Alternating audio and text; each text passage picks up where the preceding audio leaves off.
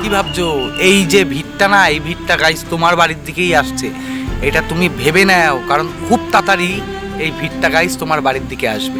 যখন তোমার মা বোনের ইজ্জত তোমার চোখের সামনে লোটা হবে, তোমরা কিচ্ছু করতে পারবে না। তোমার কথাটা বোঝো। ইনশাআল্লাহ জান বাপের মধ্যে যেন জান দিতে আমরা রাজি আছি। আর কে যদি বাধা দিতে তার গর্দান কেটে এখানে ফুটবল খেলবো বাধা দিতে এক বাবার বাবা কই হ্যাঁ হুমায়ুন কবির জিন্দাবাদ। গাইস যে কথাটা বলার আছে যে এই কানাচোদাকে যে মসজিদ করবে, ভেরি গুড। মসজিদ কি করবে, আল্লাহর নামে না বাবরের নামে? বাবর কে লাগে, তোমার মায়ের খাসেম লাগে নাকি?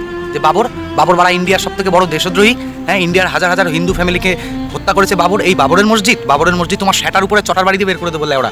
ঠিক আছে, তুমি আল্লাহর মসজিদ নামে করছো, আল্লাহর নামে যে খুশি করতে পারো, কোনো অসুবিধা নেই, কিন্তু বাবরের নামের মসজিদ বস হবে না। তোমরা হাজার একটা চেষ্টা করে নাও, ও আমরা হতে দেবো না। তোমাদের 2 লক্ষ লোক জমা হয়েছিল না, আর আমাদের গীতা পাঠে 5 লক্ষ লোক জড়ো হয়েছিল। 1 রাত লাগবে এই 2 কোটি কেটে সাফ করতে। আমি সাসপেন্ড করতে বলবো স্পিকারকে। এই হুমায়ুন তুই বলবে বেশি টাকা, যেখানে আমি বলছি বসতে বসো, আমি একাই 100, আমার কারো সাপোর্ট চাই না। এটা মানুষের গলা মাথায় রেখো, মানুষের ভয়।